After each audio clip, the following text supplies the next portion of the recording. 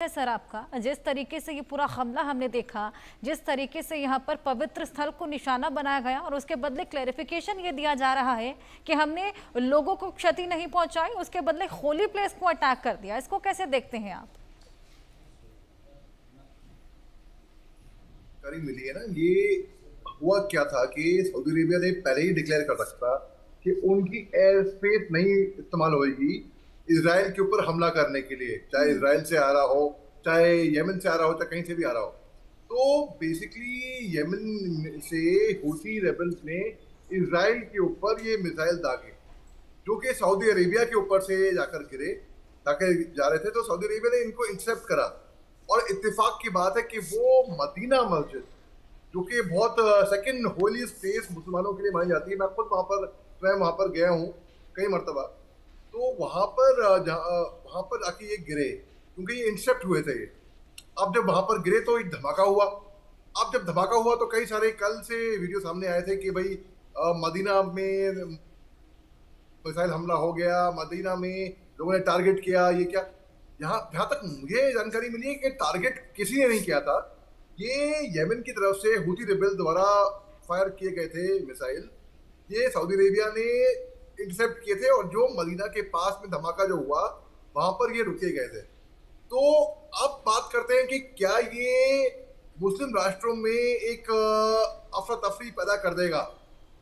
अगर ये मदीना को टारगेट किया होता और तब भी बिल्कुल इसमें कोई शक की बात नहीं, तो मुझे लगता नहीं कि मुस्लिम मुल्क इस पे चुप बैठते, वो इसमें आवाज बुलंद करते, आवाज उठाते, इस पे कोई एक्शन होता। लेकिन उनको भी ये लॉजिक दिख रहा है कि हो सकता है कि ये हूथी रिबल्स ने फायर किया हो मिसाइल जो कि सऊदी अरेबिया ने इंटरसेप्ट किया हो, जो कि मदीना में जाकर धमाके हुए हो इंटरसेप्ट करने के। इसके लिए मुझे फ्रैंकली स्पीकिंग लगता नहीं कि कुछ ऐसा कोई आगे जाके बात बिगड़ने वाली है या कोई मुस्लिम मुल्क बिगड़ने वाले हैं या कुछ इसमें कोई अफरा तफरी होने वाली है।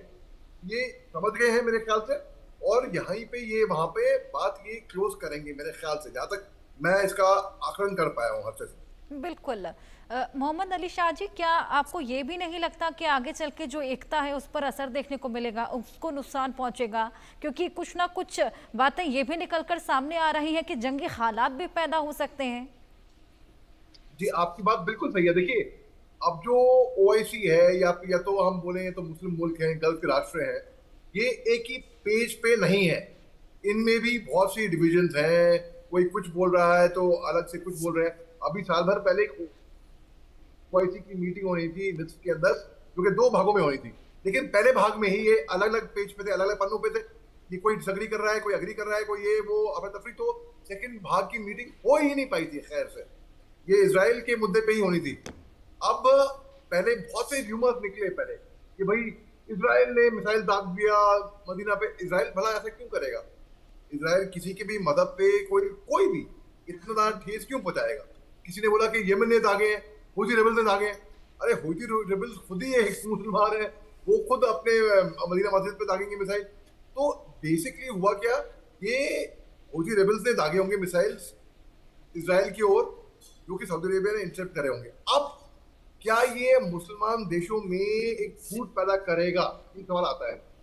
मुझे लगता नहीं कि ये ऐसा कोई खास फूट पैदा करने वाला है, क्योंकि ऑलरेडी वो एक पेज पे नहीं है और बात चल रही है आगे। एक पेज पे ये है ही नहीं, अग्रीमेंट में है नहीं सबके साथ। तो जैसे है वैसे ही रहेंगे। इस धमाके से जो मदीना के ऊपर हुआ है कोई खास असर ऐसा नहीं होने वाला है इस पे, क्योंकि वो समझ गए हैं कि भाई ये हूथी रेबल्स ने फायर करे, ये सऊदी अरेबिया ने इंटरसेप्ट करे। और सऊदी अरेबिया सदर माना जाता है मुस्लिम राष्ट्रों का, क्योंकि मक्का वहां पर है, मदीना वहां पर है, हज वहां पर होता है, उम्रा वहां पर होता है। तो इसके लिए कोई खास मैं दिखता नहीं कि ऐसा कोई प्रभाव या फर्क इस पे पड़ने वाला है आगे।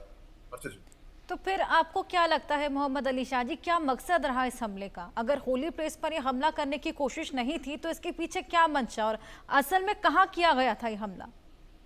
नहीं, होली प्लेस पे नहीं था। मुझे लगता है कि ये हूथी रेबल्स ने यमन से दागे मिसाइल इसराइल की ओर, ये एयर स्पेस इस्तेमाल हुआ सऊदी अरेबिया का। सऊदी अरेबिया ने पहले ही बोल दिया था कि हमारी एयर स्पेस इस्तेमाल नहीं होगी इसराइल पे हमले पे, और सऊदी अरेबिया ने देखा कि उनके ऊपर से मिसाइल जा रहा है, उन्होंने वहीं पे रोका और जब ये रोका तो ये मिसाइल आकर गिरा मदीना में, जो कि सऊदी अरेबिया के अंदर गिरा।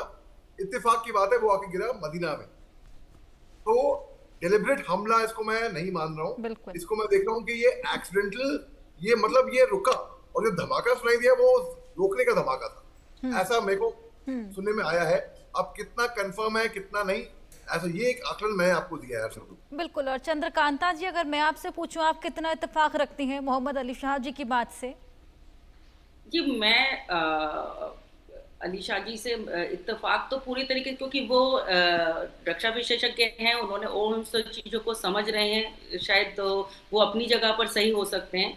पर मुझे लगता है अंतर्राष्ट्रीय राजनीति में चाहे कोई छोटा सा हमला हो या किसी को यमन ने जैसे रोकने के लिए उसको अटैक किया, इस वजह से आ गया, पर जहाँ पर श्रद्धा की बात आती है वो मुस्लिम देशों के अंतर्गत ये विवाद तो रहेगा, ये चर्चा का विषय रहेगा। और अभी कोई गारंटी नहीं कह सकते हैं कि इसके पीछे का उद्देश्य क्या था।